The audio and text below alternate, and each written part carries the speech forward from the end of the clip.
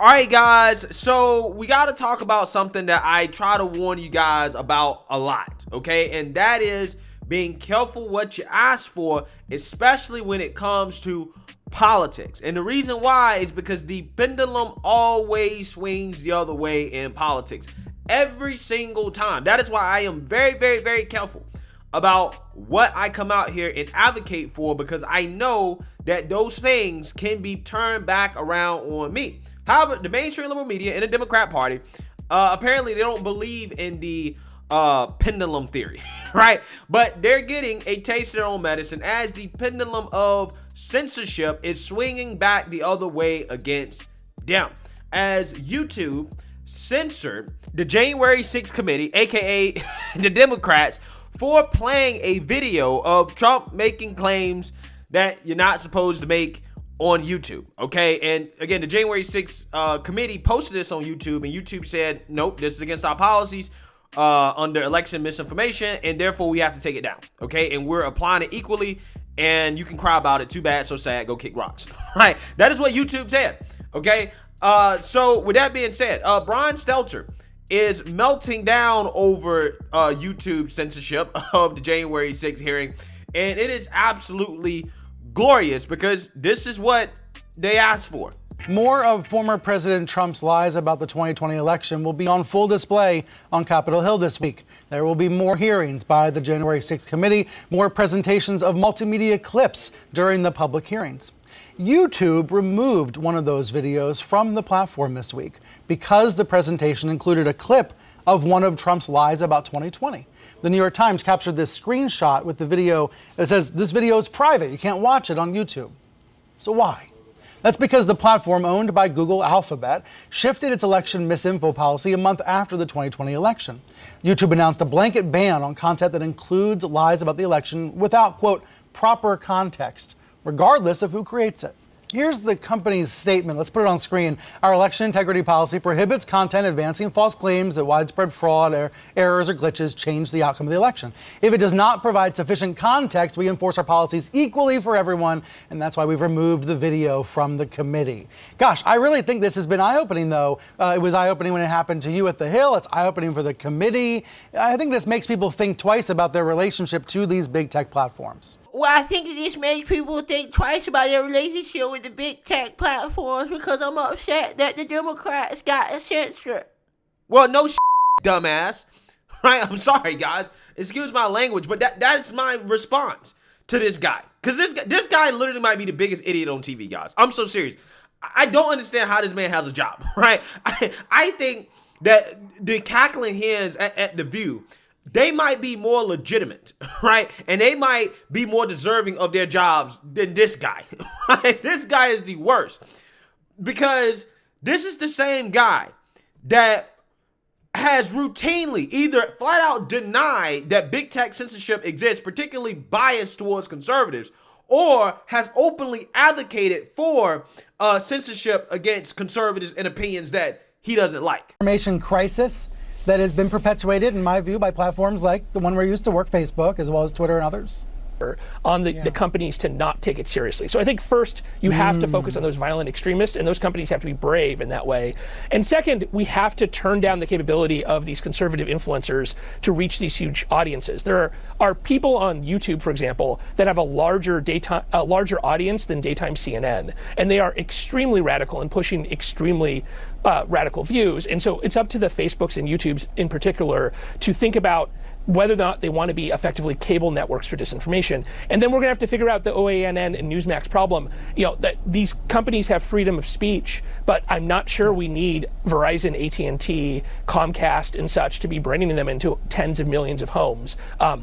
This is, allowing people to seek out information if they really want to, but not pushing it into their faces, I think is where we're going to have to go here. Alex and Chris, thank you both for looking ahead with us. Is Twitter biased against conservatives? That's the title of this new working paper by professors at MIT and Yale. In the words of Professor David Rand, the root of the challenge when looking at this is that Republicans, conservatives, are substantially more likely to share misinformation or fake news than Democrats are. Thus, as social media's platforms, the policies aimed at reducing nonsense and boosting real news would ensnare Republican users more often. Bipartisan support for platforms trying to reduce misinformation. People don't want craziness all up in their news feeds. But, Professor Rand says, putting these two observations together shows the problem. In responding to bipartisan demand, platforms may wind up enforcing on conservatives more than on liberals. Now, complaints about conservatives being censored online, they are core to the GOP's identity. It plays right into the cancel culture narrative. It powers Trumpian fundraising efforts, and now it is at the heart of Elon Musk's hostile takeover bid for Twitter. Right-wing media is celebrating Musk's bid, saying he's going to rescue free speech. He's going to reinstate it for millions of Americans and people around the world who've been muzzled by Twitter. And the villain in their story is, of course, the mainstream media.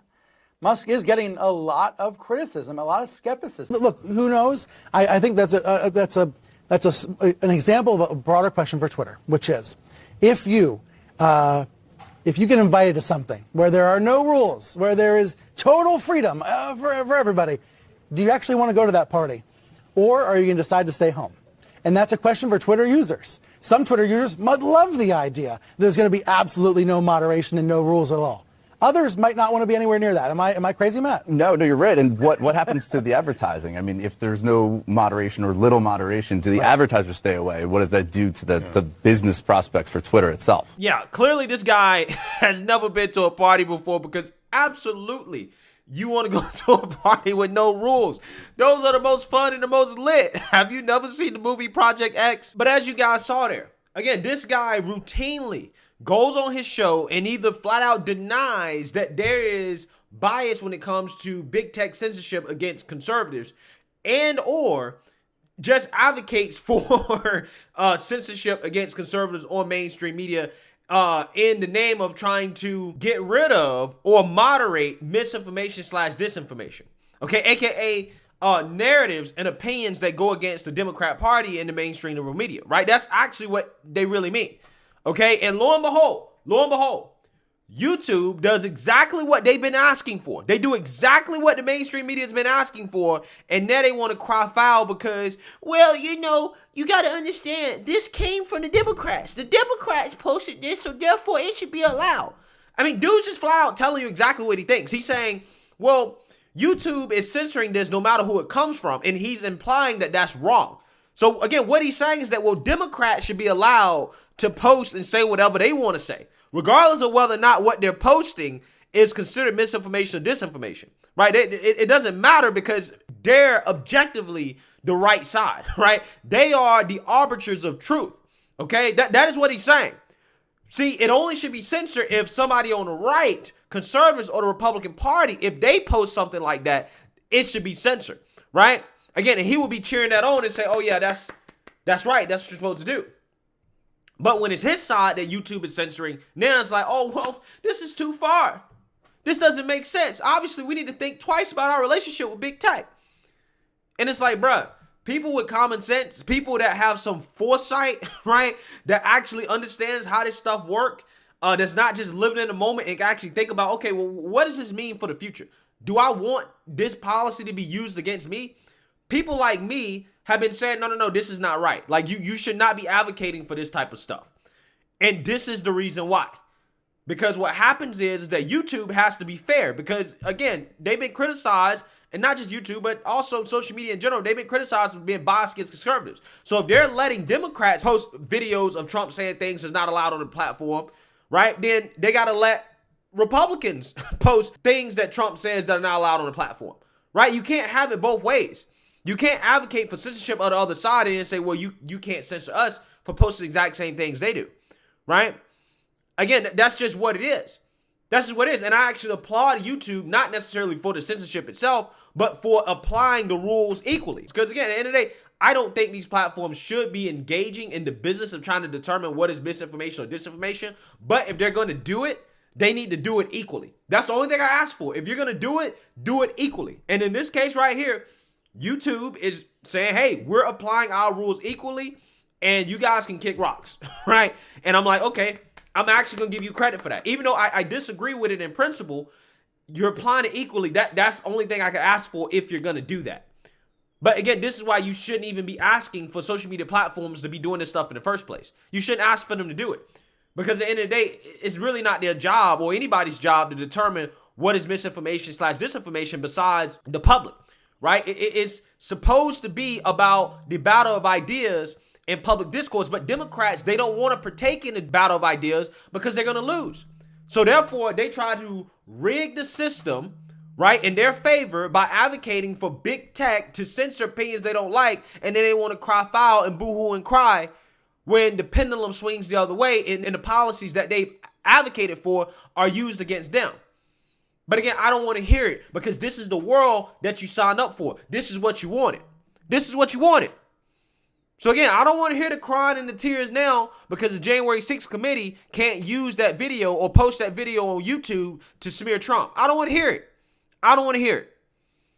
So again, be careful what you ask for. This is exactly why, even if there's somebody on the left that I disagree with, even if they're saying things that I may consider to be misinformation or disinformation, for example, the Russian collusion hoax, right?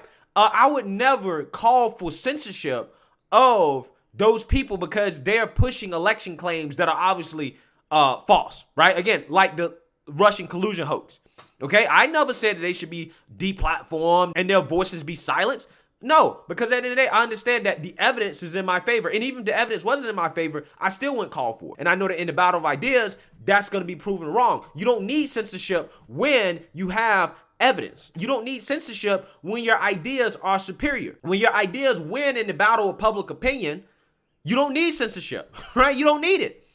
But again, Democrats need censorship because they know that their ideas are unpopular. They know they can't win when it comes to the battle ideas. So therefore, again, they try to rig the system using big tech to push a narrative that they know that most people don't agree with. And this is what you get. The pendulum swings the other way. You end up getting censored. So let me know what y'all think. Make sure you like, comment, and subscribe. Most importantly, share a Black conservative perspective. Peace.